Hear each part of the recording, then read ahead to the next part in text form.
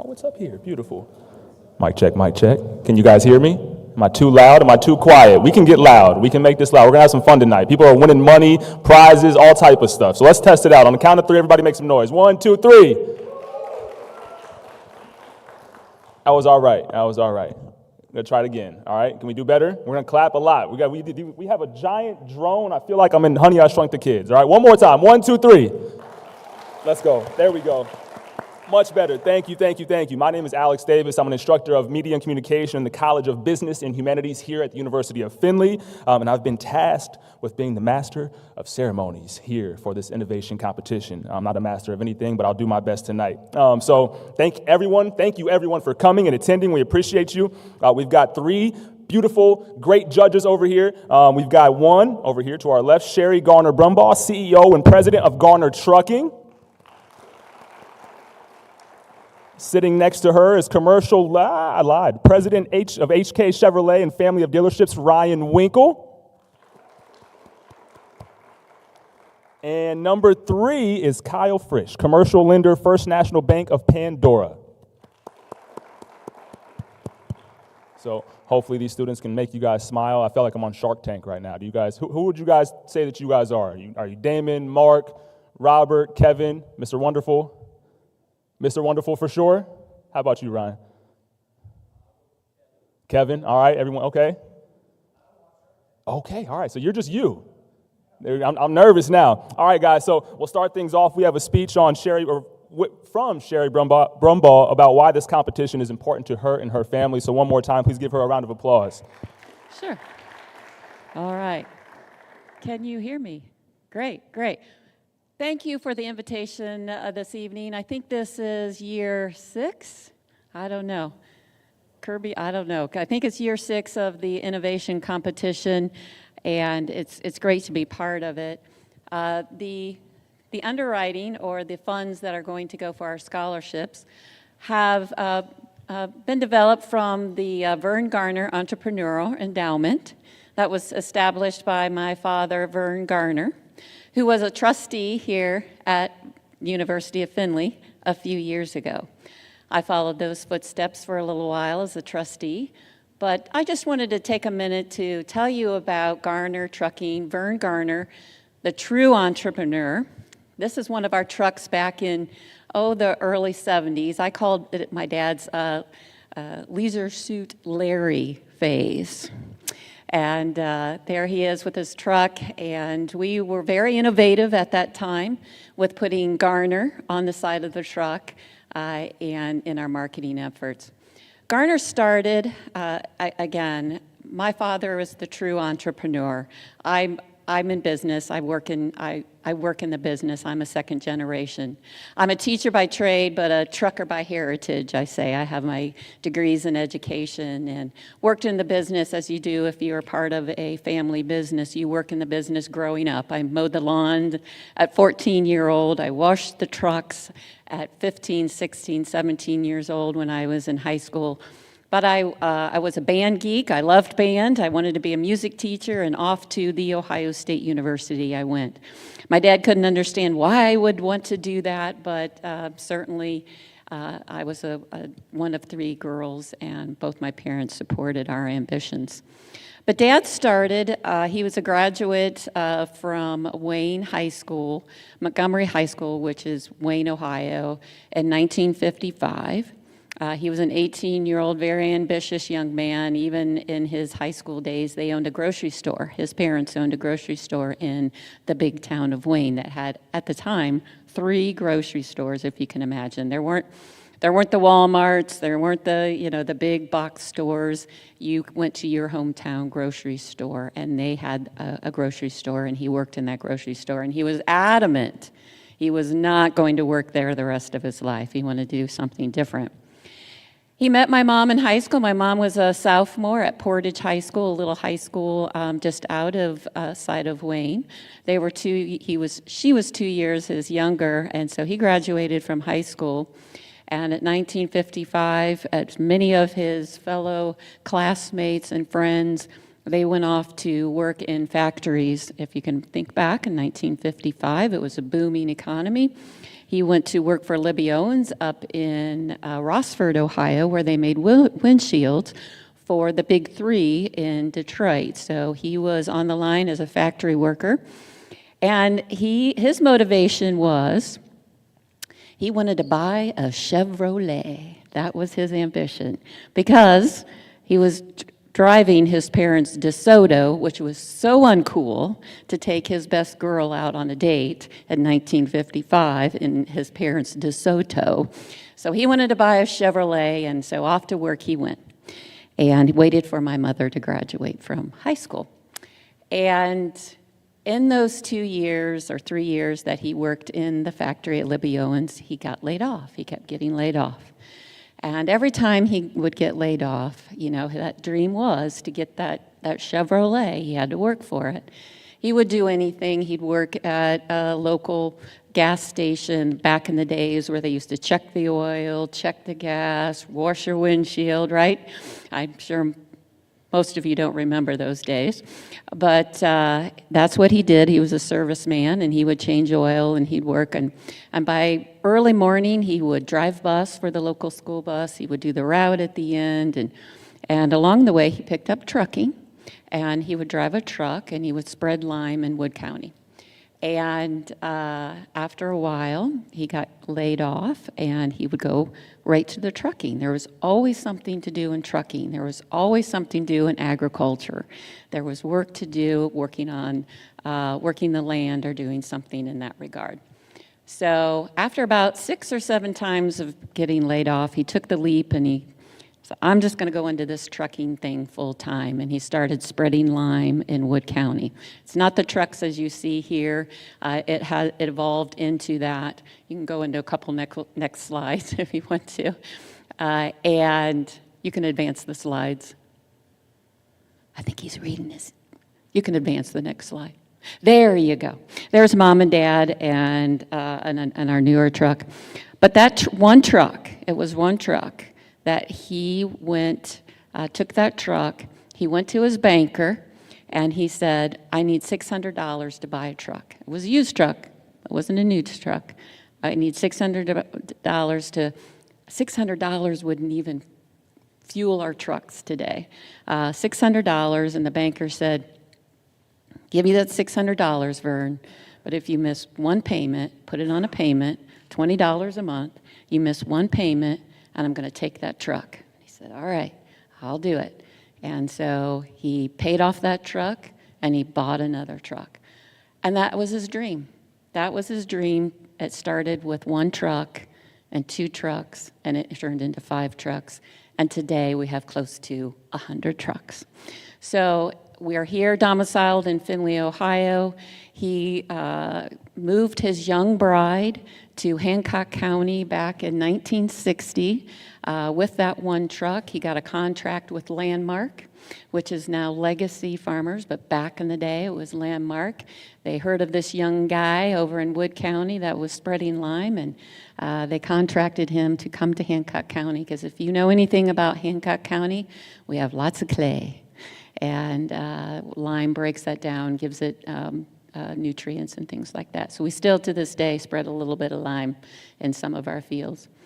But he came to Findlay, he moved his bride and my oldest sister, and they thought his family was devastated that he was moving so far away from Wayne, Ohio, which was just outside of Bowling Green, all the way to the big city in Findlay, Ohio. And here we are, 65 years later. We celebrated 65 years in the business, and starting our 66th. Sadly, I don't have my father any longer. He passed in 2007. But I still have my mom, my spunky mom. She's my inspiration. She was a businesswoman when they didn't have the title. They used to run the business out of our family home at the kitchen table. She was the back office. She did the accounting. She did the safety. She dispatched my dad. And the phone rang right into our home. So by day it was her office, and by afternoon it was her sewing board, and by evening we were eating dinner on that table. So it's a great story. It's a story that I love to tell. I thank you for letting me tell it, and just know that My dad really enjoyed University of Findlay. This was a real bright spot to him. He had a high school education, and I remember one Thanksgiving dinner, he was asked by the president of the time, President Zirkle, to serve on the board as a trustee, and he came to the family and he said, I don't know, I just have a high school education. How, they don't, this is college. I don't have a college degree. And we all encouraged him. We said, you would give back a lot to that university. You're a business person. You employ people. You have influence, and you have a great story, and you should tell it. And influence students and give them some energy or some of your knowledge. And so he got on the trustee, and one of the committees was building and grounds. And to this day, and they really did some investments back in the 80s and 90s to the campus with, a lot of, I think we have a beautiful campus here. And when I walk back on the campus, I think my dad had a part of that. So thank you very much. We're truly thrilled to be part of this, and good luck, students.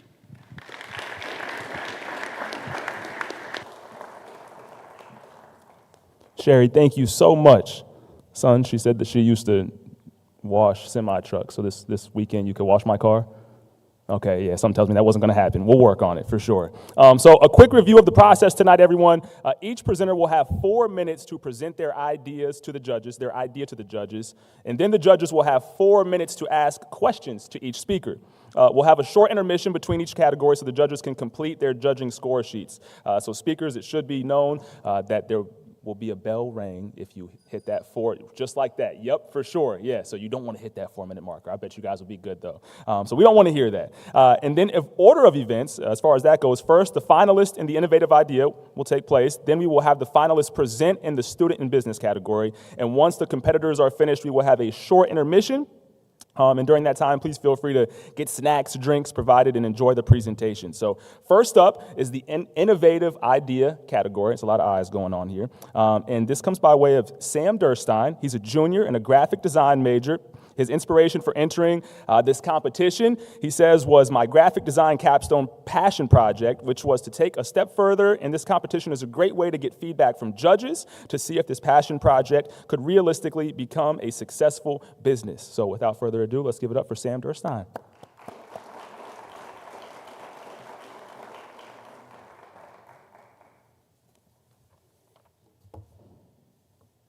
Hi, I'm Sam. Sorry, I'm exhausted. I just got back from track practice. If only there was a drink out there that could help my gut health without sacrificing the sugary and artificial drinks.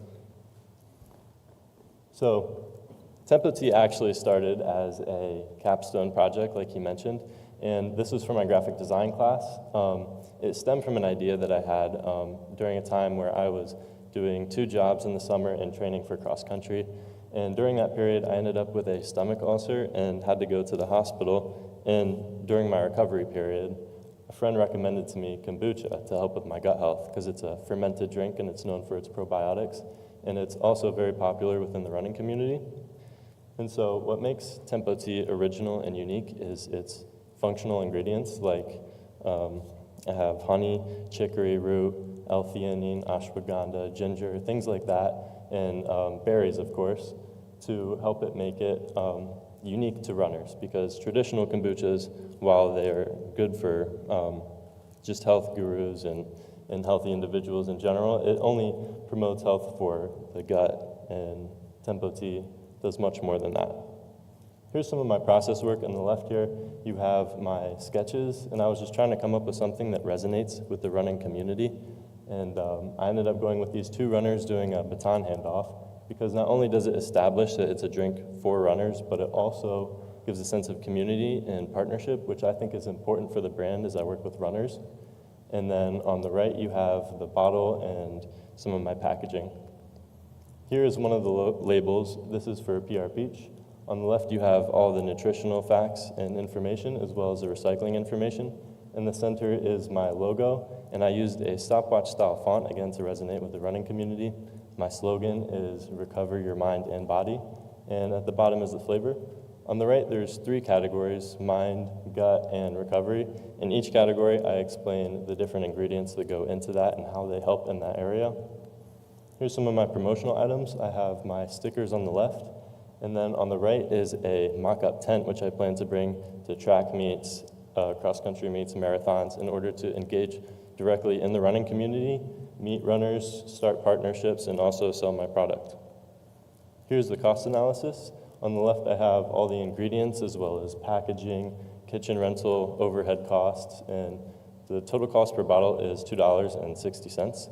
And so if I were to sell that for $4.49, 100 bottles a month, that comes out to $189 in profit per month and around $2,200 in gross annual income, just as it starts as a side gig, and then if it becomes, if demand goes up, then it would become more profitable. So thank you all for your time, and thank you, judges, for your consideration.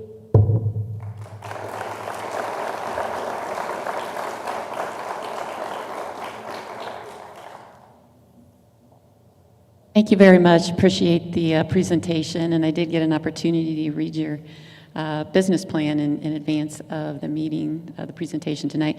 A couple ideas.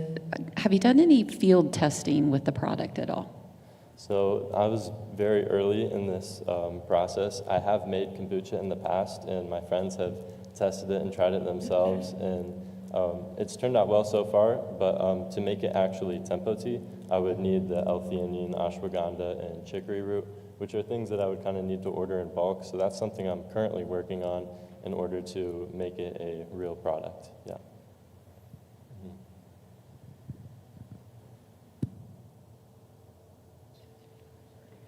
What would you consider your competition is for this right now that's already on the market? So there isn't anything, there's some kombuchas out there that are really small brands that are like sort of catered towards runners, but still that they're very local. And so I think my biggest competition would be like the standard health store kombuchas that are out there, like Synergy, that are going for a broader audience. But I think with my very niche market, I would end up, like runners would be more inclined to buy my product because it is more beneficial to them than something like Synergy that's just more generalized. Runner, so excited. We'll try it. Get me some. I'll give it a shot. Yes. But I see ginger, chicory root, honey, ashwagandha, as you say. Is there a reason you settled on those specific items? Yes, so I did a lot of research into some functional ingredients I can include. Ginger is an anti-inflammatory. Chicory root is another prebiotic. Honey just gives natural energy. Fruits are obviously rich in antioxidants. L-theanine actually comes from green tea, which is already a part of kombucha, but that improves, that reduces stress and improves sleep. And then the last one, ashwagandha, is helps manage fatigue, stress, and strengthen recovery.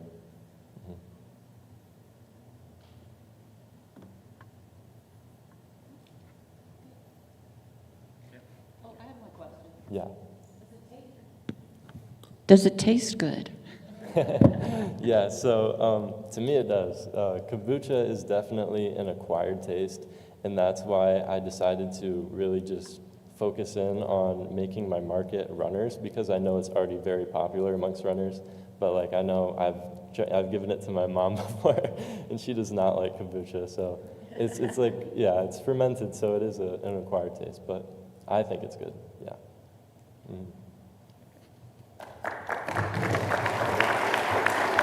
Thank you again.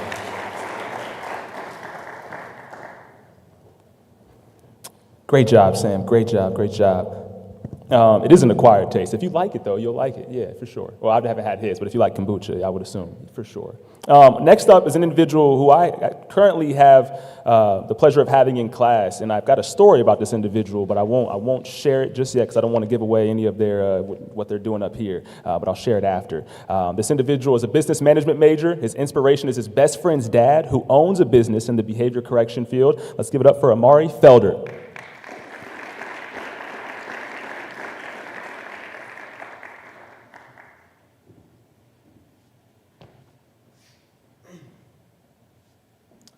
Okay, I have two questions. My first question is for you, Ms. Sherry. Do you have anybody who's on a fleet contract for your trucking company to handle all detailing needs? I'm sorry, what kind of contract? Do you a fleet detailing contract for all your company vehicles? Yes. Okay, I would like for you to reconsider that and possibly hire me. Okay. Okay. By a show of hands, how many people here, audience and judges, you guys can interact as well, have protection, exterior, interior on your vehicles that you know of? Can you list those, please?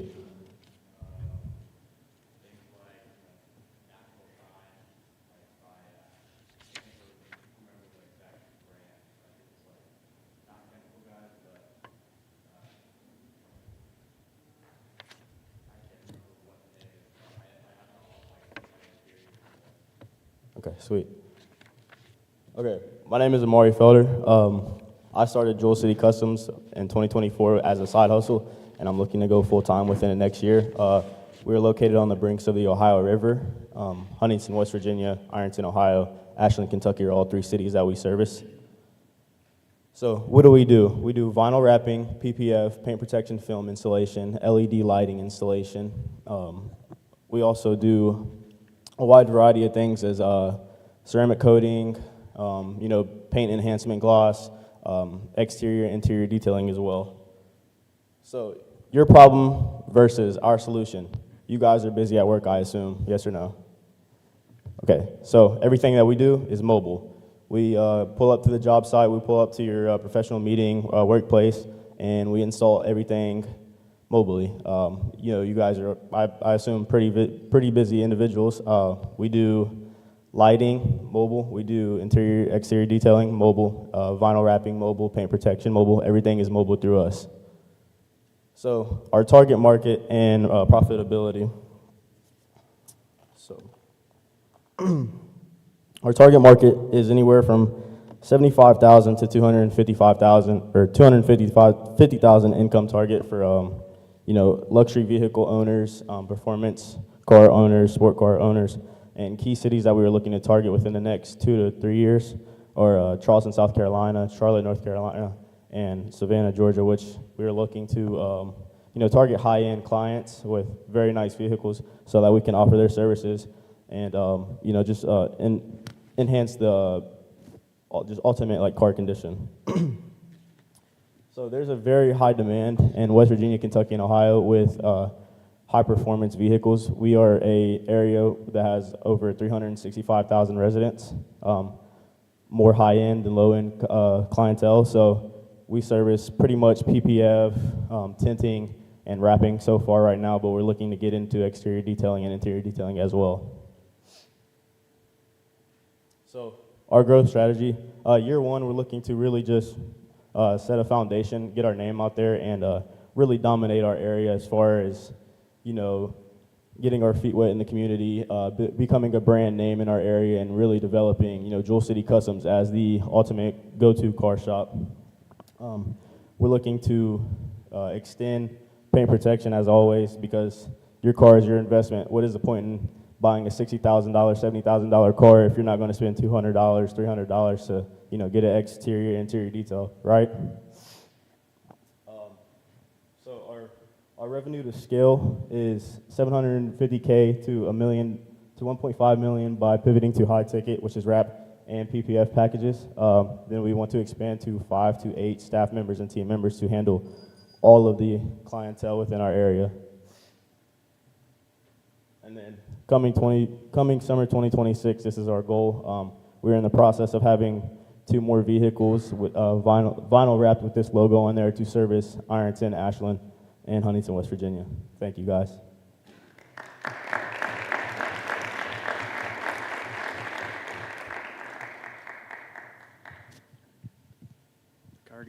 The car guy will start.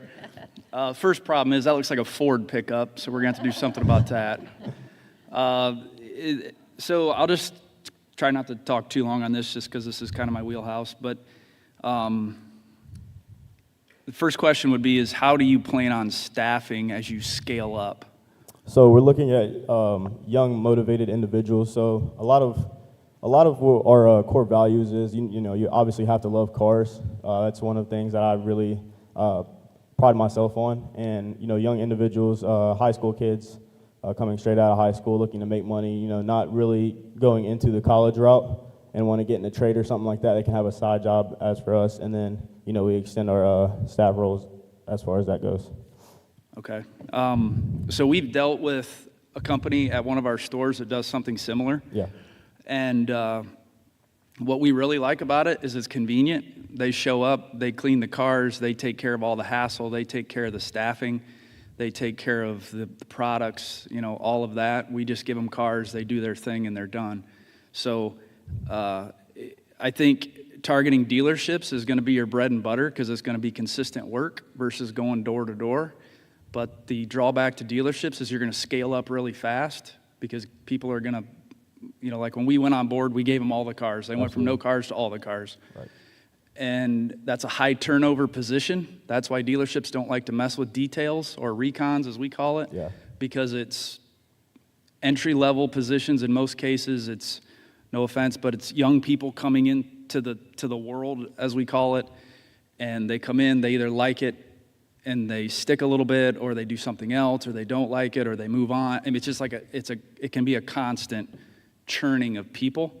So I think that's going to be a challenge for you. But if you can address that and you can target dealerships, you can really run with it. Just don't overpromise and underdeliver because you'll burn the bridge faster than, you know, you can set it up. Because when a dealership, if you can get them to come on board, they're going to give it all to you. That's what we did. We said, we don't have detail people. We want to outsource this, but we don't want it off our property. So they came to us, and it worked well. But just, I'm not really asking you a question. I'm just kind of giving you some advice. Because we've seen it firsthand. Where they struggled was when we would ramp up and volume would increase, they struggled to keep their polishers or their paint protecting people, you know, there. Right. And as you know, you can't just have anybody doing those things because in a lot of cases they can do more damage to the vehicle than they're helping it. Yeah, cleaning. So it's not really a question, but it's just kind of some feedback for you. Absolutely. I appreciate it. Now I've got to think through what to say. So along those lines, when we look at it and we say, obviously, the dealerships are a great space to go if we say we fill in some of those gaps through marketing and community involvement, what would be a little bit of an outline of your strategy for how you would enter each of those separate markets that you're looking at? So just marketing as a whole, or? Okay, so I'm looking into getting meta ads and also offering, percentage discounts to certain companies, you know, just if they have fleet like dealerships do, if they have fleet like trucking companies do. We actually handle a company back home called Classic Construction. They have over 61 vehicles.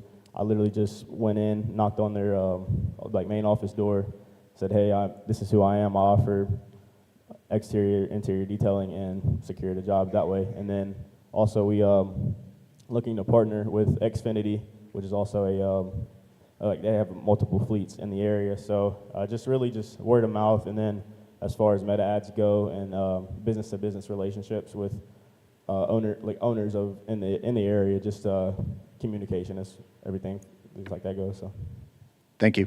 yeah. Couple of observations. Nice job. We all love our brand. So it's really cool when you see your brand on your truck and your trailer, as you could see right away. You're proud of it. You know. A couple things. So I think there's an opportunity there. There's a lot of people in this space. So knowing your competition, you have a very long list of things that you want to do. And I would encourage you to find something in that list or a couple of those things and do them really, really well and do them really, really better than your competition, and that's what you're known for. We do truckload. We don't do refrigerated. We don't do flatbed. We don't do pneumatic. We don't do all this. We know truckload. We know dry van. That's what we know. That's what we do, and that's who we are. That's also our brand, and that's what we're known for, too. One observation, too, and this is my last comment. Jewel City, I looked through your presentation. I had a hard time right off the bat knowing, what is Jewel City? Yeah. I know it means something to you, right, but I couldn't identify what the service was with the name. Right. So, okay. just a suggestion, just a little bit of feedback. I appreciate it. You might want to put your tagline in your right underneath your logo. So like customs and detailing. That makes sense. Thank you.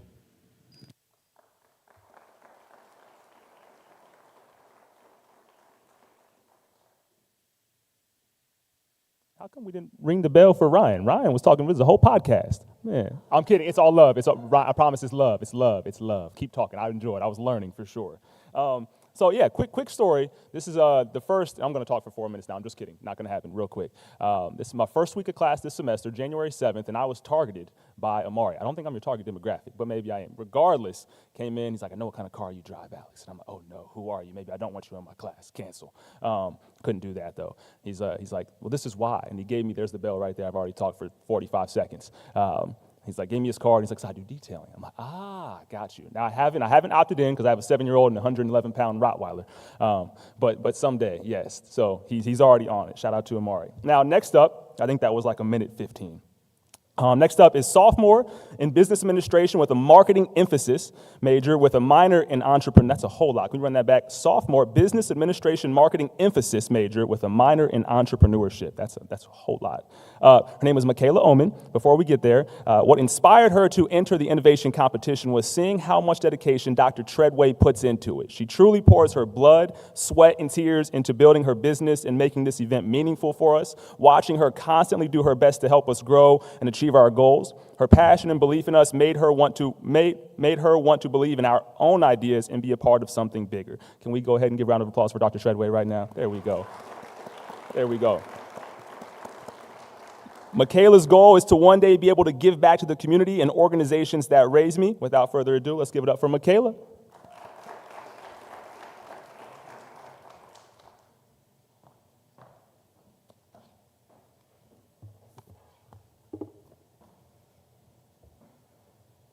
All right, you ready?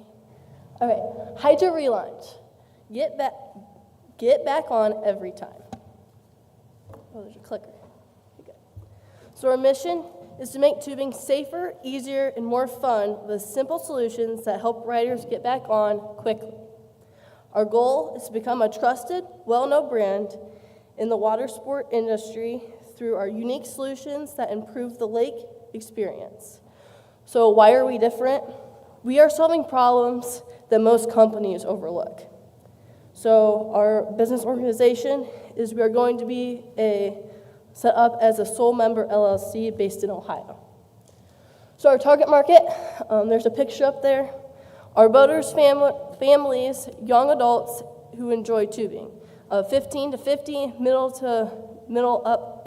upper income. We're going to start out in Port Clinton, Ohio. Our values are safety, convenience, maximizing time on the lake. These people shop at sporting goods stores, marinas, and online stores. They need an easier, safer way to get back on a tube. And then, for example, is our person up there. So we have two different designs here. This is our first design. This far side closest to me is where it's going to be attached to the tube. And then the other side is where it's going to be attached to the boat. So you're looking at the black straps there. Those are going to be soft, grippy rubber material that are going to help you get back on the tube.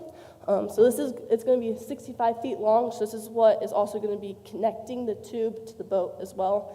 That way it's in front of you. And when you fly backwards, because everyone knows you fall backwards off a tube. So when you fly backwards, you're not going to get caught up in it. So then here's the other design. On the other side of me is the inside. As you can see, there's the straps and the support. And then this is actually going to be a sleeve that's going to go on top of a tube that you would buy. And this is going to be a pocket. There's a pocket up there that you're going to put the ladder back into after you're done. So then this is just like the front of it. The outside of it, so it's going to look like a normal tube, but it's going to also have that pocket with the ladder that comes out. So obviously this is how you use it. So you fall off, you unzip it, you pull the ladder out, get back up, and then shut the zipper, put it back in and shut the zipper, and then you're ready to go. You don't have to go back up to the boat and jump back onto the tube. Saves time. So our finances. So we're going to need a $22,000 startup. For the first year, we plan to have a gross profit of $126,500. This gives us a profit of $26,225. This is just an estimated, so this is at a 65% profit margin. This is for about 320 units sold, so that's at the rope ladder at 100 and the tube sleeve at 150. So our locations and sales strategy, so we're going to be in stores at small businesses, marinas, boat rental companies, sporting goods stores, lakeside shops, and bait shops, and then online, obviously our own website, and then Amazon, and then similar platforms, so water sports and specialty websites. And then we're also going to go to events like boat shows and festivals, and then we're going to have a pop-up booth at nearby lakes. So in our marketing, so our overall strategy is Facebook, Instagram, TikTok, YouTube, sponsor local events, email and text, and then word of mouth and loyalty programs. We're also going to have attention grabbers as our unique design, and then influencers, water sports influencers, and lifestyle influencers. Any questions?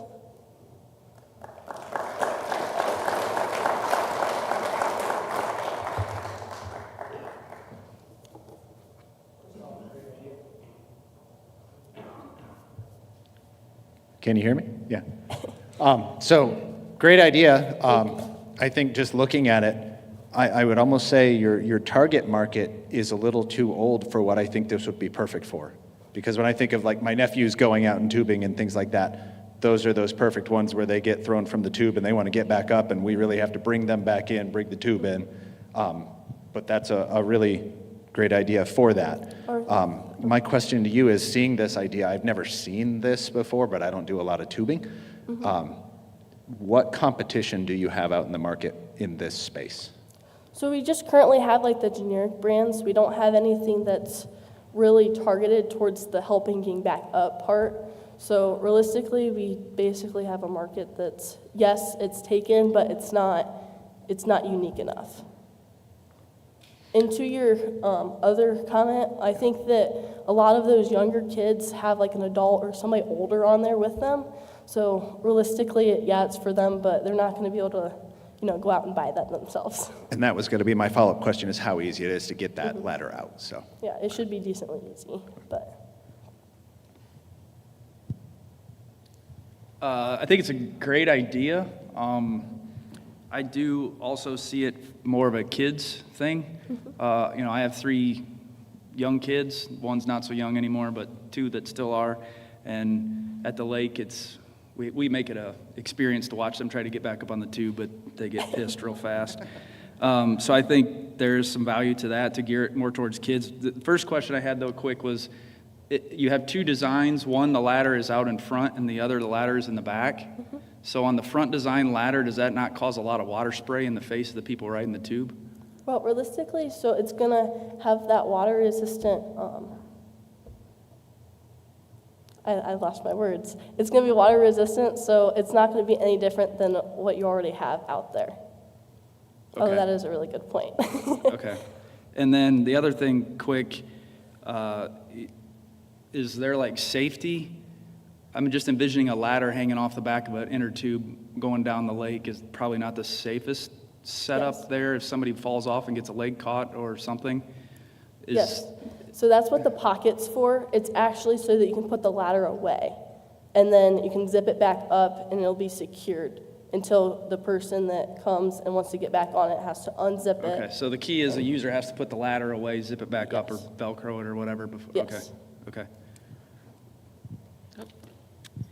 Well, I think it's good for the younger demographic, but I think for the older demographic, because I know how hard it is to get up in one of those things and get up on the skis and those, so maybe the older demographic too. But I think any age group would have fun. Any more time that you could spend tubing as opposed to trying to get back on is very difficult. I understand that. About your prototype, is the prototype, you typically to my knowledge, it's typically more to make a prototype than it will be for the cost of the equipment once it gets made by the manufacturer. And the more you sell, that price should come down, right? So have you factored in the cost of making the prototype in your startup? Yes. So we, in the little bit of research I did for it, it was about a $50 type of a thing, so that's within that. Okay, all right. Is it just a cover, or is there two? It's just, Yep. it's just the cover, right? It's not the actual tube? Yeah, it's just the Yeah, cover. So you yeah. just buy it's the cover for a tube? Right. Yes. And the That's for expansion. We're gonna. My original thought was to have do a tube too, but that's just for expansions, future plans. great. Thank you.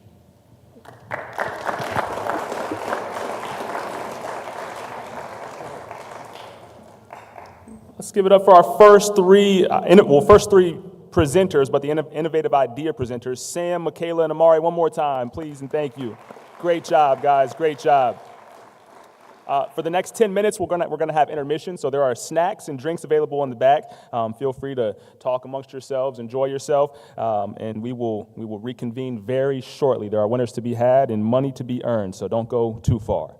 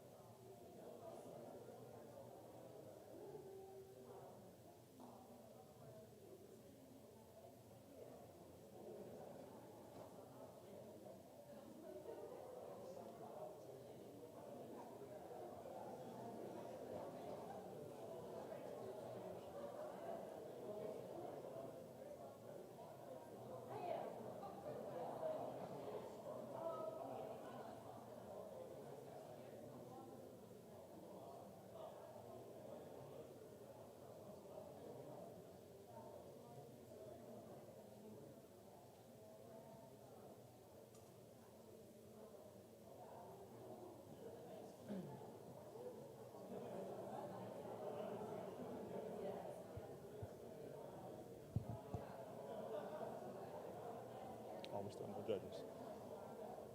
1, 2.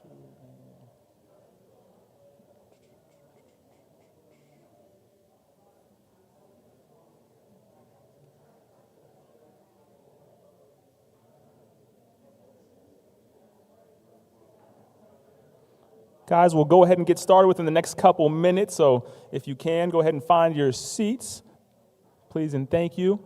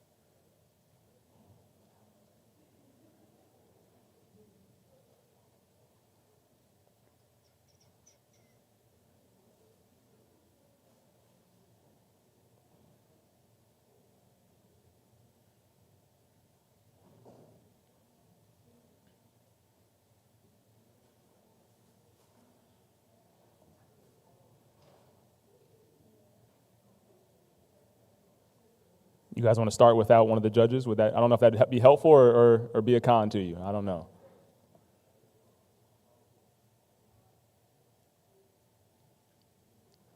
I have students that they give speeches. I teach a speech class, and there's always time between when I'm ready and when they're ready. And so I know there's always that awkward moment where they're up in front of the class for like 2 minutes and they're just waiting on me to tell them when to go. And I feel like it's that moment, Charlie, for sure.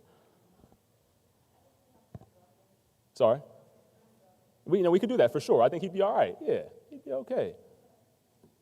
Anybody have any good jokes? Oh, you guys, okay, you laughed. Was that a joke? All right. What do you call a cold puppy? Come on, Anthony. Come on. You got this. A hush puppy? No, that's close. A chili dog. Yeah. Will you guys invest in my comedy routine? No? Okay. Yep, same.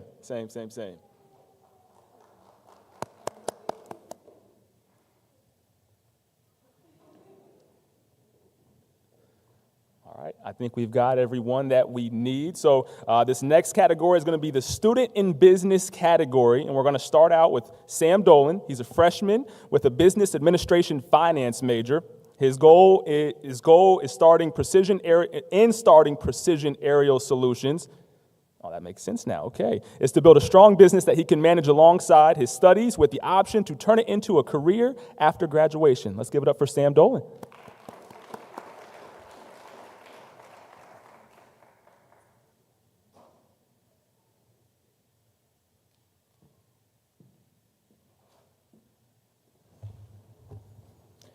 Good evening. Thank you for the introduction, Dr. Davis. Like you said, my name is Sam, and thank you all for being here tonight. I'm incredibly grateful for this opportunity to present my business, Precision Aerial Solutions, which is a drone spraying service.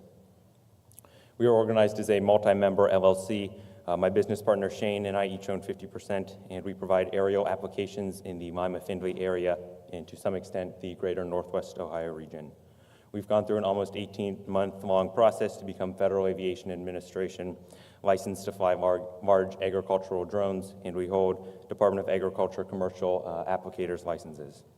We're part of the rapidly growing American drone spraying industry, which is forecasted to see an average revenue growth of nearly 25% a year over the next decade. Our service includes both liquid and granular applications. We currently have the granule hopper on the drone, but it's very quick to switch to the spray tank. Our primary revenue stream is the application of fungicides, but we also apply insecticides, herbicides, and fertilizers. Our services include both regionally, agriculture is dominated by row crops, so that is the bulk of our target market, but we are also capable of making pesticide applications over specialty crops, turf, aquatic sites, and industrial areas. We'll also seed cover crops. Drone applications offer many advantages over conventional spraying methods. Compared to airplanes and helicopters, drones fly much lower and slower. This improves coverage and minimizes off-site drift. We're able to spray right up to the edge of the field and can easily maneuver around obstacles like utility lines and trees. Since the drone doesn't touch the ground, we don't risk compacting the soil, and we can spray when it is saturated. The drone doesn't cause any damage to crops like you can see left behind that ground sprayer in the image. And I'll touch on this more in later slides, but a drone is also a whole lot cheaper to purchase, operate, and maintain than conventional spraying machinery. This is a video of our drone flying. It's the exact one that's sitting here, an Evertech Z50, which is our flagship model. Holds 50 liters of spray mixture, which is about 13 gallons. It's fully autonomous. I set the boundaries of the field on my controller and the application parameters. It takes off, sprays, and when it's empty, it will return, and I can fill it up and swap the battery. I keep 2 batteries on the charger at all times, and then I can fly continuously. This table shows my startup expenses, which came out to just under $35,000. At the top, you'll notice the insurance. That's the majority of the startup cost, excluding the drone, because there is some significant risk associated with making pesticide applications. And then towards the bottom, you see that the drone bundle with all the batteries and chargers, that was about $23,000, which is an excellent deal compared to other drone manufacturers and models. We already have trucks and trailers that we're going to use to fly the drone from and haul water, so everything else listed there are just small pieces that we need to get up and running. If I'm able to win any money tonight, I'm considering putting it towards the purchase of a multispectral drone that would allow me to assess crop health and identify hotspots of pest pressure. For most applications, we'll charge $14 an acre, which does not include the price of chemicals. Chemical costs vary significantly by application, so it's billed separately unless the client supplies their own. Fuel and maintenance bring our profit per acre to just about $11, which is about 80% profit margin. And after factoring in the startup cost, we will need to spray 3,073 acres this summer in order to break even. We have 1,500 acres lined up that we're going to spray, and another 1,000 or so that we're still ironing out some details on. I don't think we're going to have any trouble securing an additional 600 acres to spray, and I expect we're going to be getting more calls as we get closer to fungicide application windows.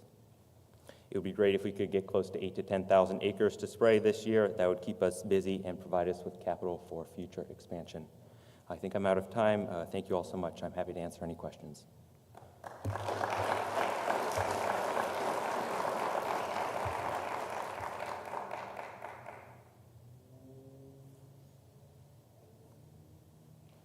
Thank you for a very good presentation. Thank you. I noticed in your business plan that it could potentially be a crowded space. There are others that are doing this business model or have drone in this area. Mm-hmm. Are there, other than this area, how are you setting yourself apart from that competition? So I have a little bit of experience working with drones. I worked for another local applicator flying drones last summer, and I kind of got an idea how he ran his business. And we're trying to set ourselves apart from the competition by following up with clients post-application and seeing how it worked, asking them what we can do to improve if we are ever make future applications for them, and just overall focusing on customer satisfaction. Did that answer your question? Okay, thank you. In this day and age, reducing costs to your customer, I think that's a real niche. Any way you can show that reduction in cost is imperative. Okay, thank you. Good presentation. I think it's a good idea.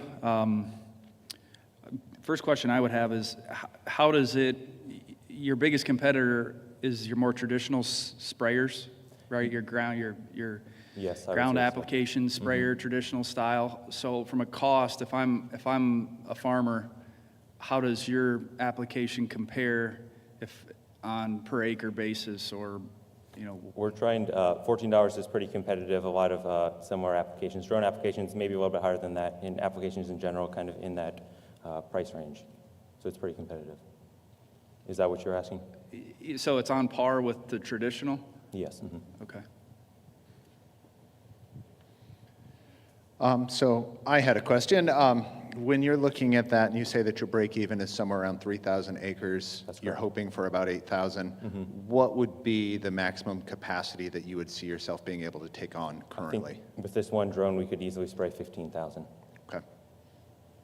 Fantastic. That's just in the corn and soybean fungicide season in July and August, and then a little bit of wheat fungicide, kind of late May, early June. So it's very seasonal. Now, how many hours would that be working for you? How many hours? Yeah. So this drone would spray about, it depends how centrally the field's located. If we're driving all over the county, it's obviously going to slow us down. But I think we could probably spray 40 acres an hour, at least 16 hours a day if the weather allows. I'm going to pass it back to Sherry, but before that, I just wanted to ask, we've had kind of unseasonable wind. How has that affected your business? So the wind. So this drone, ideally, we're spraying in wind speeds under 10 miles an hour. We can spray up to 15 mile an hour winds. We'll just have to lower it, and we'll end up going slower. But anything above that, we have to shut it down. Do you know the years of service of this particular drone? How many years do you think you could put that expense over several years? So this drone, it's very modular, so I can replace like all the arms and the propellers, the stand, the tanks, all that's pretty easy to replace, and they're not too terribly expensive components. The big thing is the battery life.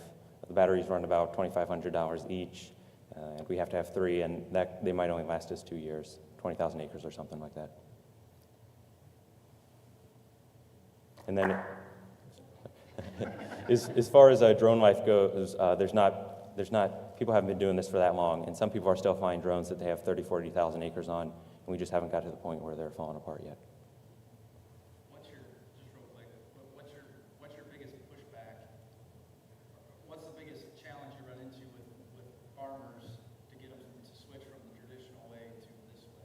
It's probably the low gallons per acre, so we'll usually spray 2 gallons per acre. We can kind of go up to 4 on some applications, but people are used to maybe putting out 10 gallons an acre, and it's the same amount of chemicals, just less water, and so it's just explaining that difference to them. I think your slogan should be, leave this, park your 30-year-old tractor, go fishing, let me do this for you.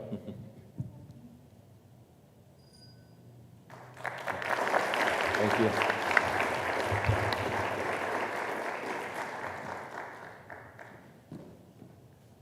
Sam, good job, man. You look like money. Also, I'm not going to be the first one to clap the rest of this evening. Someone else is going to take that responsibility, all right? Thank you once again, Sam. So coming up next, I got a story about this individual, too. All right, beautiful. I currently have this individual this semester in class, in a speech-based class, and I've been teaching variations of speech for the past 7 years. And in this time, no one has come up in this class to practice a presentation for another class, whether it was here or at a different university. No one in any of these classes. This person did that this semester, and I thought that was huge and big, and I was so happy because I think they all should be doing it, but she did it. She's a freshman. She's studying marketing and supply chain. Also, shout out to all of the students with like these various emphases and minors. I majored in telecommunications. Just that, period, telecommunications, no emphasis. I don't even think we can major in that anymore. But yeah, she's a freshman studying marketing and supply chain. And one goal she has while being a student at the University of Findlay is to obtain an internship through MPC and hopefully a job through Marathon. Let's give it up for Charlie Conley.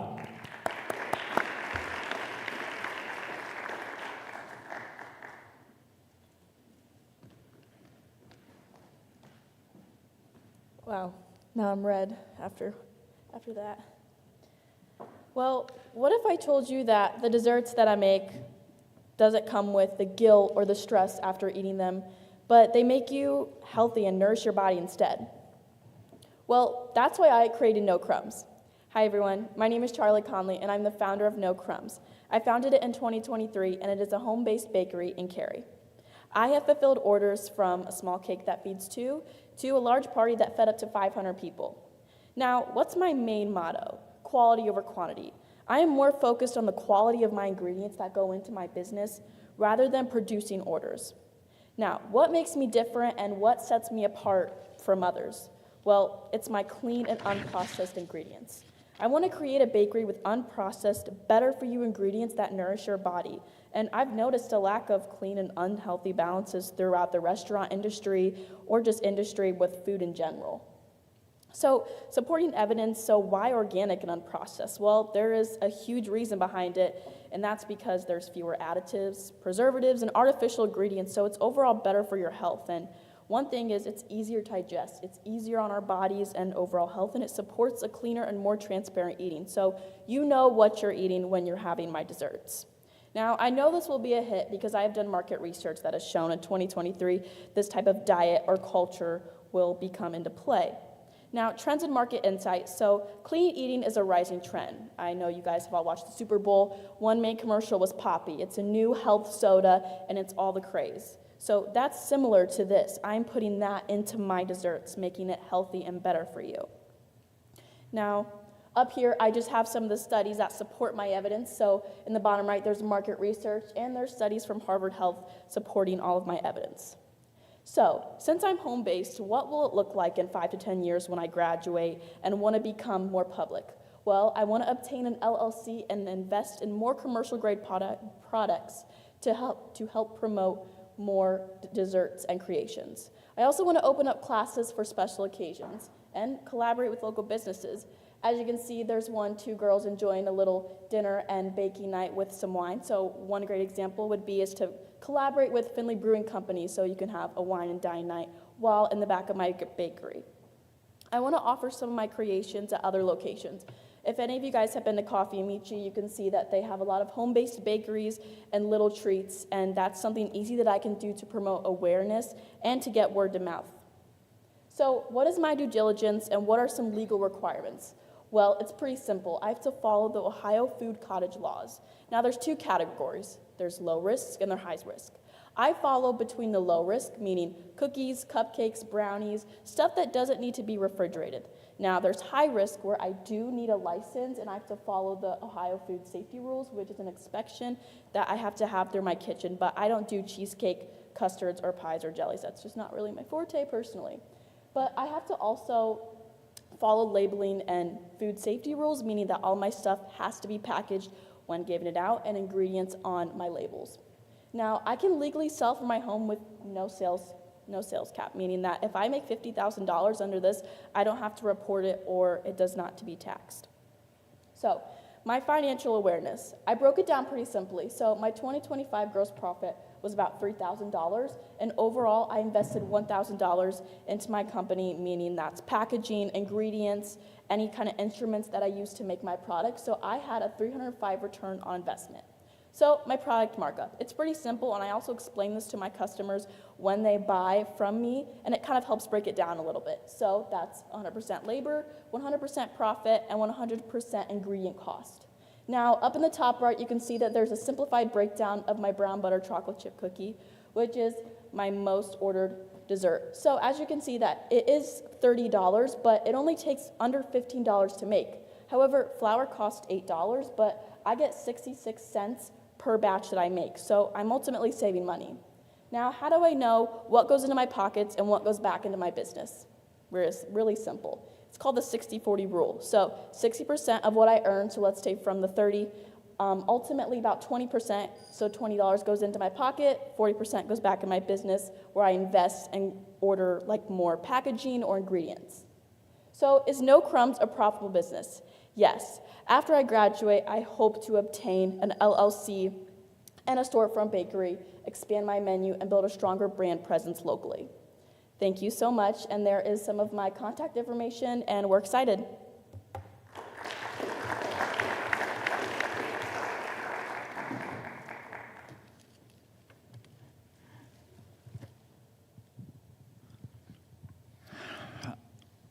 So your niche is a more healthy version of a sweet treat?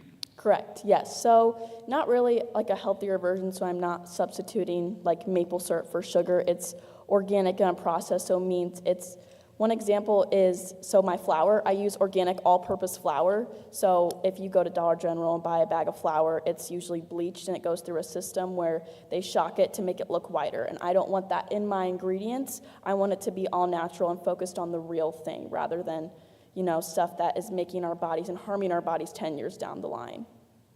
So you're envisioning like a healthier crumble cookie? Oh, yeah, for sure. Yeah, I If actually there love is such a cookies. thing. You could see that the cookies were the size of my face. So yeah, big cookies. But yeah, I don't just dabble into cookies though. I do a lot of gourmet stuff. So my cupcakes are pretty big. They range up to about $35 per dozen. My cupcakes are actually double the size of any normal ones because I use a special kind of liner. So there's tons of stuff that goes into it. And I do have like healthy desserts, so whether that's something that's protein based, but I did want to offer, a quality, unprocessed and organic dessert that is easier on our bodies overall. Okay, just one other quick question. So are you doing also like catering? Like for, Yes, so because I can have see this actually being like catered- birthday parties, Yes, cupcakes. so I have catered 2 graduation parties so far. One of them, it was probably this past summer when I graduated, and I baked, I think, 300 cupcakes, so I was there. My mom helped me out by constantly just putting out more cupcakes and desserts, and I would set up my business card. So that's one thing, is a lot of people know me because I've done events like that, and my high school, I have done events where I've just gifted out stuff, I've really focused on word of mouth, but yes, so I do cater. I did another graduation party the year before prior, and it was smaller, but I still helped out with decorating the place and bringing stuff that can help make my stuff look better rather than just giving it to them and letting them do whatever they want with it. I also provide that as a service too. Knowing that your future is marathon, or at least as we've Right. learned, does this remain a cottage business, or do you have hopes and dreams to bring this into a retail establishment? Retail establishment as in my own business? Yeah, so I've actually talked with a lot of professors, Professor Kern back there. He's told me to try to sell stuff wherever I can, and I think that's a really great idea. But I ultimately want to have my own place, and I did talk to Professor Treadway about there's multiple people who are in Marathon and have their own business, so I can do 2 at once. It's very doable. I know it's probably going to be hard, but it's something that I'm really passionate about, and I'm also passionate about Marathon, and I think it'd be also kind of cool to work with Marathon and to maybe putting something in there of my own. My dad works there, and there's a bunch of stations where you can get food. I can promote that out there, so there's tons of ways I can work behind it and get my food and desserts out there, so not just my own retail store, which I would love to have, but there's still opportunities for sure to grow. Thank you. Thank you. Looking through your project, very, very well done. It is Thank you. very thorough. So here's the question. It is a healthy dessert. Do you promote that it's a healthy dessert? Because in the title, you can't tell Right. unless you delve into it. So do you promote it as a healthy dessert, or do you wait till people eat it and then you go, it was a healthy dessert? So I actually started this business in 2023, so I didn't originally have this in my plan, but over the past 2 years, I have put organic and unprocessed into my diet, and I've seen so many positive impacts as far as digestion goes, my mental health, making me feel fuller, and ultimately it tastes a lot better because even though it is more expensive, a lot of it goes into how it's made, how, less of the process that it goes through, and it's real it's real ingredients. So I wanted to put that into because I want something that sets me apart from other businesses, because there's probably at least 5 businesses in downtown Findlay. So what makes me different from them is what I really wanted to focus on, and I'm really passionate about healthy food lifestyle. So putting that into not only baking, but my lifestyle fits into one is something that I thought was pretty great, and I could put 2 of my hobbies into one, and when people try it, like, a lot of my family are my guinea pigs, so I tell them, oh, there's maple syrup in that, or there's something that they don't know. They're like, what? And their mind's blown. So I think I do want to change ultimately my business name into something that shows that it's some type of health-conscious business. But right now I have a lot of my business cards that I'm just trying to use up, and I do end up letting them know previously that a lot of my stuff is non-organic or unprocessed. So yes, that is a great idea. I do want to do that eventually for sure.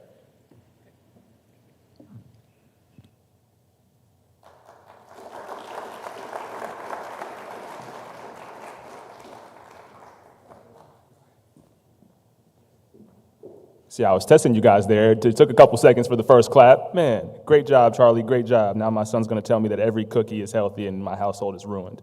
No, that's great, though. I can't wait to try it, for sure.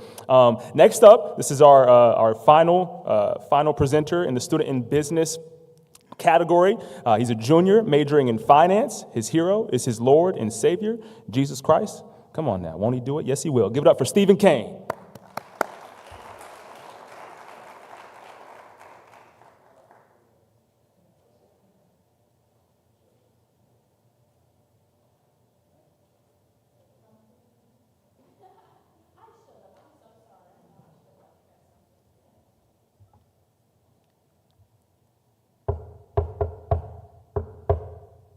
Hey, how's it going? We're on the street helping out your neighbor Doug with all the exterior window washing. While we're on the street, we're doing $100 off. What I can do for you, what I've been doing for the neighbors, just walk around, just give you a quick price, just so you know. Cool, I'll be back in 30 seconds. Awesome, you guys do have a lot of windows. If you were to just call us out, it'd be $349, and since we're on the street, we're doing $100 off, so it comes from $349 down to $249. Just to show you what we do, just look at this window right here. We wash all the glass, and then also we wash the frames, tracks, and sills around the glass so the whole unit gets clean. We can fit you in at noon tomorrow. Cool. See you then. My name is Stephen Kane, and my business is Purified Wash. I started this business last July, and in the first month, we did a little more than $11,000 in revenue between 35 jobs. And when I say we, I mean me. I did all the selling, and I did all the cleaning. The startup costs were $2,000. 3 problems, 1 solution. Most window washing and exterior cleaning companies do not have a process. This leads to inconsistent results. They often rely on ladders, leading to liability on every job.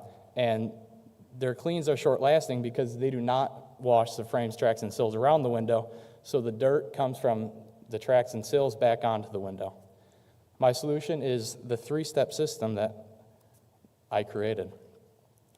The first step, with soap and squeegee, you wash down the window very quickly and then pull down the squeegee. It doesn't have to be pretty. Next, you wash it down with the water-fed pole that uses deionized water.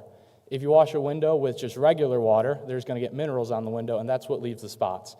I have a DI tank that takes all those minerals out. You wash down the window, rinse it off, and then it dries streak-free. Doing this 3-step process adds about 25 minutes to the job, but it makes all the difference. So my service portfolio, we are mainly window cleaning, but we also do pressure washing and seal coating, soft washing, and coming soon will be permanent LED installation. In 2026 so far, in the very short season, we've done about $2,300 in revenue, and for the May pipeline, we've already scheduled $6,000 before calling back our 35 previous customers. Now, this is some pressure washing work. The projector doesn't do it too much justice, but it's a patio tile restoration, and then on the right is a completed home, more of a luxury residential in West Cleveland suburbs. Now, it's a local market to serve, but a national market to teach. So my target zone is the city that I live in is Rocky River, Ohio, Westlake, and Bay Village, and homes that are appraised for $350,000 or more. So to get to $100,000 in cleaning servicing revenue, that's only 1.9% of the market. Additionally, in years 3 and 4, I will have an academy that will help aspiring entrepreneurs and operators nationwide who want to get into exterior cleaning. Brand authority first, monetization second. So in year 1 and 2, I'm going to launch on Instagram and TikTok, documenting what I do, so people are curious and then see how easy it is to make money in this industry. And then I'm going to build the community and then eventually sell this course. It'll include training videos, mentorship, scripts, and templates. So now some financial projections. In year 1, we did $9,700 in profit. Year 2, we're looking to do $41,000 in profit. Year 3, $75,000 in profit. And year 4, $128,000 in profit, all while keeping margins above 60%. In year 2, we're looking to do 195 jobs. Year 3, 300 jobs. And year 4, 400 jobs. And this is all based on how much I think I'll be able to sell at the door.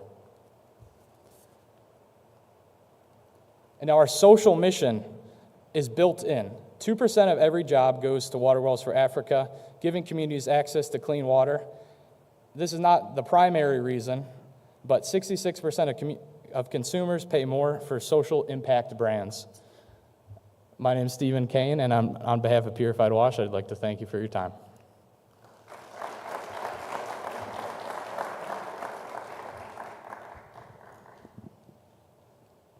Oh, sorry. A little bit about the bags. So with window cleaning and exterior cleaning be a service-based business, you guys can open up the bags. Within there, so they cost me $2 each, and the whole idea is to thank customers for going with me, and then there's a handwritten note in there, and then 2 business cards to hopefully get some referrals. There's a button in there, a microfiber towel, and then half of a Mr. Clean Magic Eraser.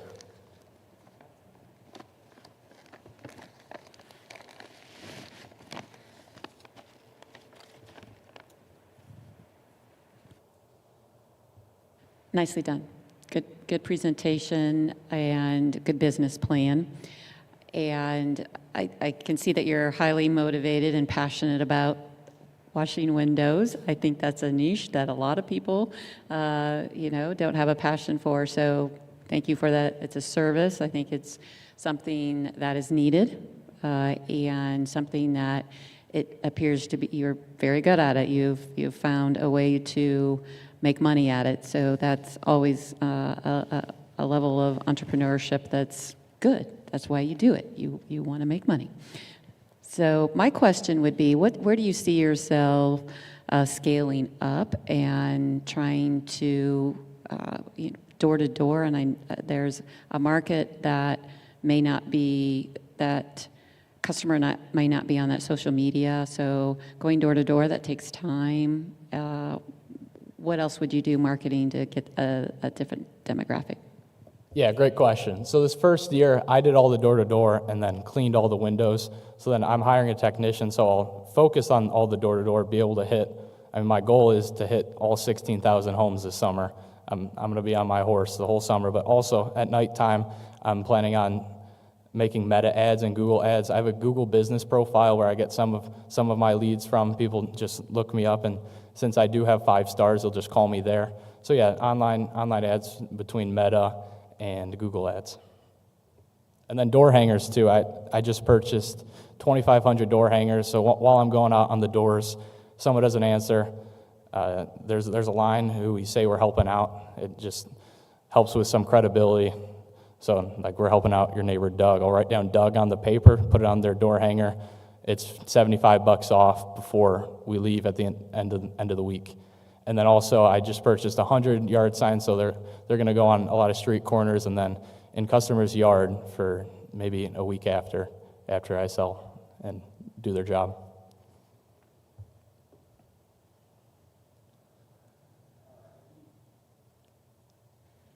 Have you considered some sort of a subscription or monthly setup for either residential customers or commercial customers?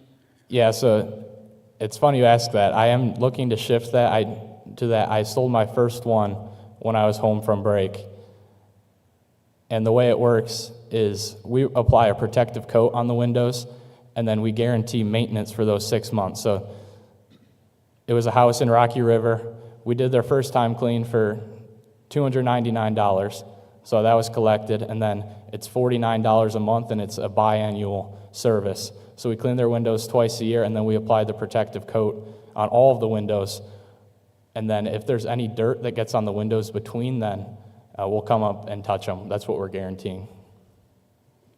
We have, at our 3 dealerships, obviously dealerships are notorious for glass, inside and out. And so we have a company that comes into all 3 of our stores monthly and cleans interior and exterior windows. So we know it gets taken care of. We don't have to mess with it. It's done monthly. We just pay a monthly, billing, whatever you want to call it. It's the same amount. I think with you, I would suggest, looking a little bit more towards that versus trying to, you made the comment, I want to try to get to 16,000 homes this year. And if you do it, I'll give you, a yatta boy for doing it. But you're going to do a lot of tail chasing. I think you might be better off if you try to, there's nothing wrong with having that goal, but if you can get some either residential or commercial customers that are on subscription, continual monthly, that you can know, hey, I got to go to this place and this place and this place on the 5th of every month, It's going to add consistency for you. It's going to add consistent cash flow, and you're not going to feel like you're constantly chasing, every day of every month. You want to grow, but if you can get a good, like I just think of our example, the guys that do us a nice job, we pay them every month, we don't have to worry about our windows. So unless they do something to go sideways, they're going to have a good customer with us for,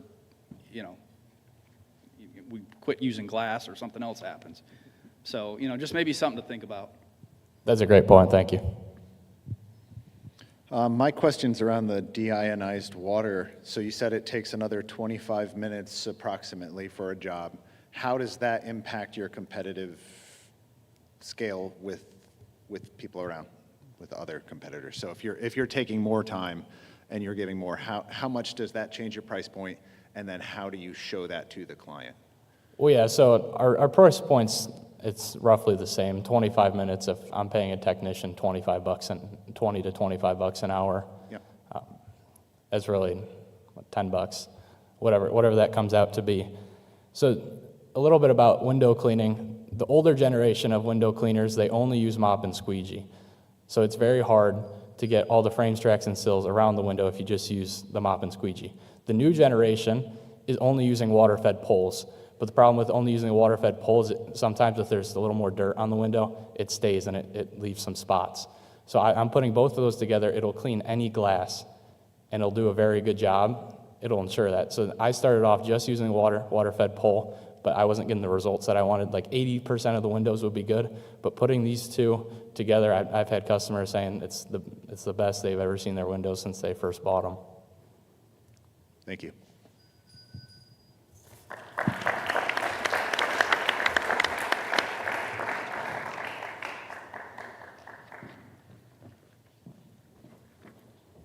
Wish my mom was in the tax bracket she's in now. When I was a kid, I wouldn't have to clean the windows with newspaper. There's still a streak. That is our final category. And so for the next 10 minutes, we're going to have our last and final intermission. So there are food and the drinks in the back. Finish them off, please, and feel free to continue to discuss and network and converse with one another. And then we'll meet up here for a final time for our awards presentation and find out who goes home with what. I will see you soon.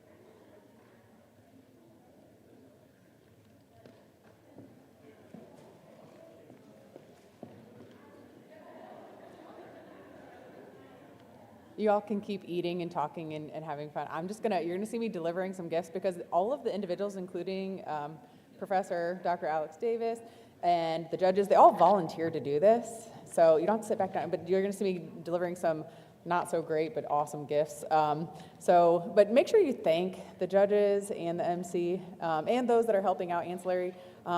This comes together because of all of their donated time. So there's that.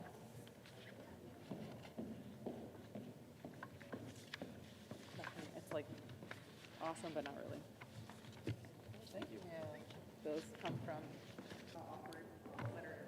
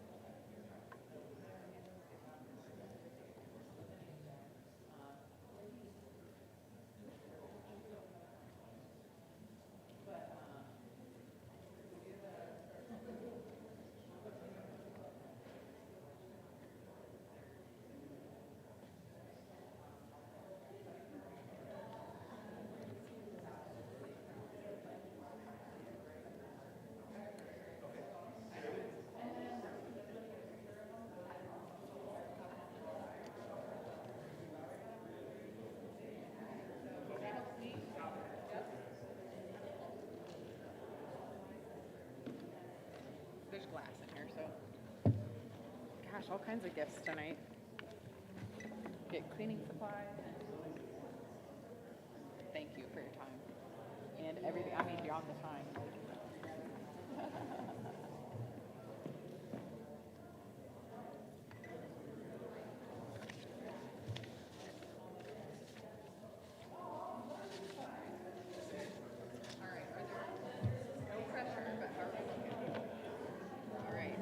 So when he announces the winners, we're going to go from third to first. Marketing is here in the brown shirt there to have pictures. So I'll have the check box put. I'll bring those up. I'm going to write down the first three, and then quick pictures, and we're all done. Okay. But thank you. All right.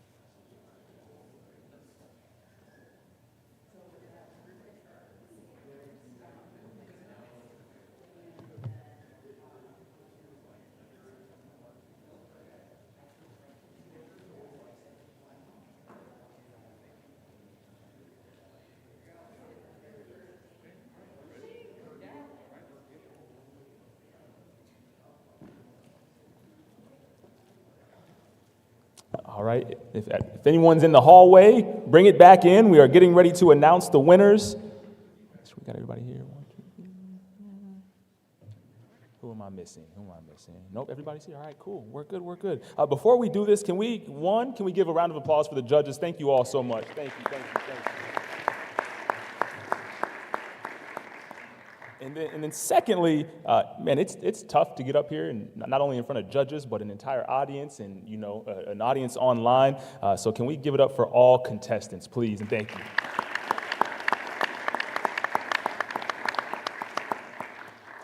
All right, and now we're getting to the bread and butter. Here we go. All right, so first category we're going to present winners in is the innovative idea. And for third place, winning $1,000 is Amari Felder.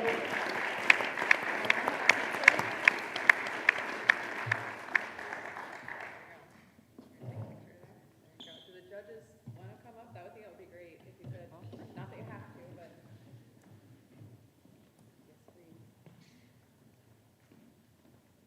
We're going to have one big picture at the end, too. So. Say cheese. All right, thank you. All right, you don't get to keep this. Can I have your phone number?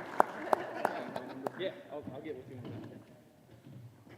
Great job, Amari. Congratulations. For innovative idea number 2, second place, winning $1,500 is Sam Durstein.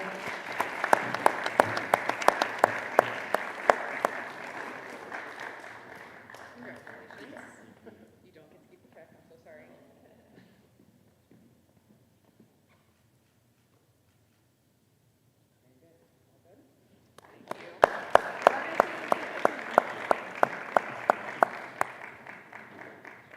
Great job, Sam. Great job. And for innovative idea, first place, winning $2K, 2 stacks, $2,000. Give it up for Michaela Oman.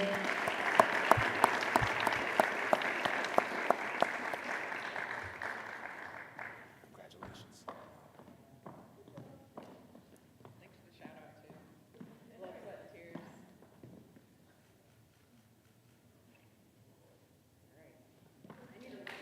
I got you. Take your time. I don't know if you got anything. I have to remember this. 5, 1,000. I think it's 2.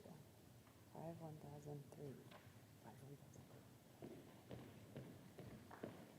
1,000. All right, we're getting there, but give us just a moment. Michaela, my son had you winning too. Yeah, I told him I wasn't getting in the water with anything. I'm just not a water person. But yeah, I mean, I can swim, but yeah, I started doing all the extreme sports, and I'm sitting on the sidelines. We're vamping. So I think with anybody and in our business, and any of our businesses, and any of our entrepreneur and business in general, you're trying to solve a customer's or potential customer's problem. If they have an issue with a service, and I've learned along the way, you don't talk negatively about your competition, right? You want to replace your competition. You want to be fierce with your competitor, but you're trying to solve. You want to make a Ford guy a Chevrolet guy, right? You want me to go to this bank because they have better services, better fees. They'll treat you better. They're better. Kyle's better, right? Yeah. Yeah, he knows it. So if there's anything I can impart in the several years that I've been in business, you do what you do well. We do on-time service. That's our niche. There's a lot of trucks on the road, a lot. And any business you go into, there's a lot of competition. You just do it, and you do it well. And you surround yourself with good people. You guys got to add to that. Banking, so exciting. Banking. It's all about service. It's all about communication. So I say to you guys, just looking at tonight, I would be nervous up here. I am nervous up here right now just speaking to the whole group. So I want to give another shout out to every one of you who came up here and spoke, because that's not an easy thing to do. That takes commitment. That takes preparation. So I'm proud of all of you that came up here and spoke today. Yeah, I would just second what they said. The only thing I would add is, try to keep things simple. We kind of talked about that a little bit before this started. It seems like in business every day it's a challenge to, do what, Sherry mentioned, but it's also a challenge to try to keep things simple.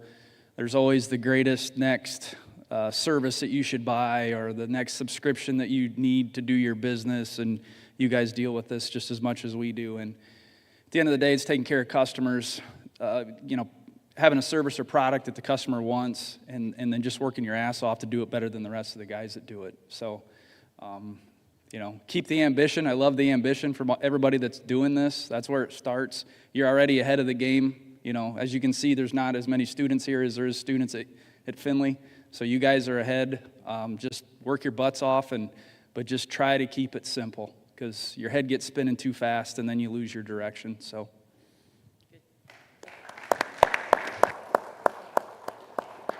All right, I'm going to steal this I'm not going to make this much longer, but you're going to notice that I did some really handy work here, adding an amount.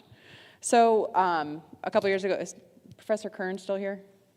He walked out. It's all right. He brought a wealth of knowledge as a experiential visiting professor, and we added the additional dollars for the students in business to know that, or to show that we really support those that are out there doing the work. We really want the students that are doing that above and beyond, that Ryan and Sherry and Kyle recognize, you're doing above and beyond. So that contingency money there it goes with mentorship, it goes with investing in your business and helping you build your business.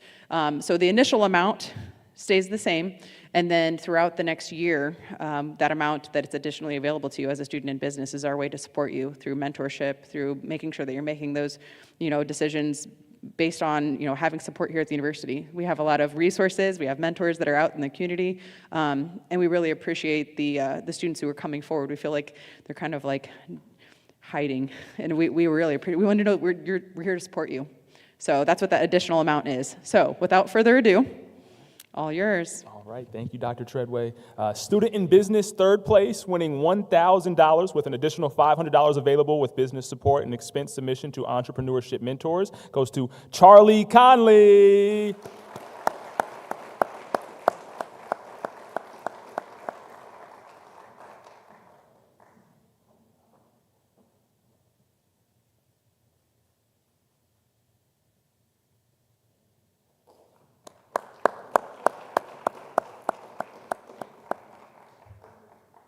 Congratulations, Charlie.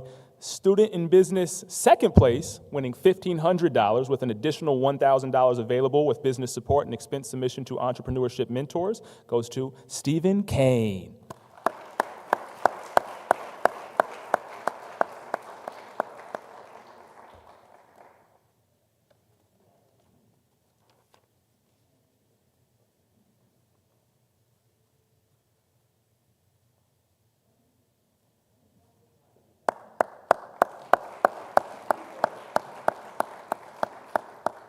And student in business, first place, winning $2,000 with an additional $3,000 available with business support and expense submission to entrepreneurship mentors, goes to Sam Dolan.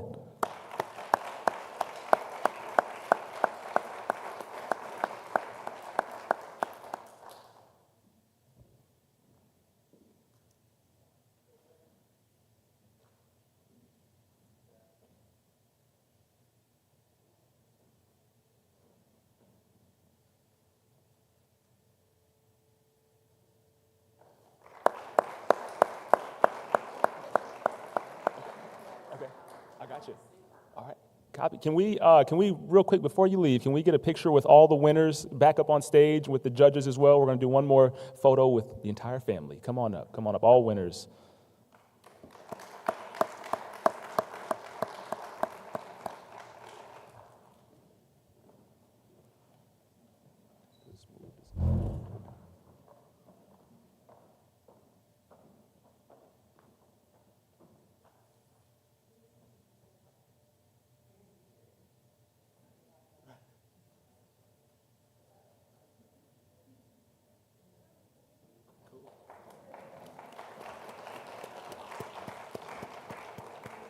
Once again, thank you to the judges, the presenters, the winners. Thank you to everyone that attended. Thank you to Dr. Treadway for making this possible, and the College of Business and Humanities, and of course UFTV for streaming it and putting it together. Thank you all. We hope to see you all next year. Have a great night. Get home safe.